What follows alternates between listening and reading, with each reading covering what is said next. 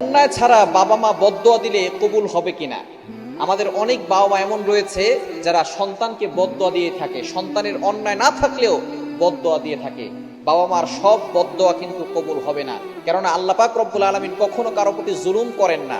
লা ইউকাল্লিফুল্লাহু নাফসান ইল্লা উসআহা, কারো বোঝা আল্লাহ পাক রব্বুল আলামিন অন্য কারো উপরে চাপিয়ে দিবেন না। সুতরাং কোনো বাবা মা যদি অন্যায়ভাবে বদদোয়া দেয়, সন্তানের উপরে সেই বদদোয়া কবুল হবে না। তবে আপনাকে ভালো থাকতে হবে, আপনাকে আপনার পিতামাতার দায়িত্ব পালন করতে হবে, সেই বিষয়ে আপনাকে খেয়াল করতে হবে।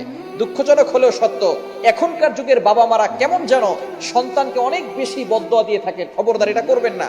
আমরা একটা সময় শুনেছিলাম যে মাকে সন্তান মেরে বাসা থেকে বের করে দিয়ে আসছে, জঙ্গলে ফেলে দিয়ে আসছে, এবং মারার পরে একটা বস্তার ভিতরে ভরেছে, এবং ভরার কারণে ছোট বস্তা মাকে ভরা যায় না, তখন হাত পা ভেঙে তারপরে বস্তায় ভরে সেখানে রেখে দিয়ে আসছে।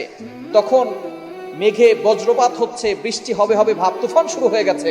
সন্তান মাকে মারধর করে রাস্তায় জঙ্গলে ফেলে দিয়ে আসছে। সন্তান যখন চলে আসতেন তখন মা আল্লাহর কাছে দোয়া করতেছে, আল্লাহ আমার সন্তানের যেন কিছু না হয়।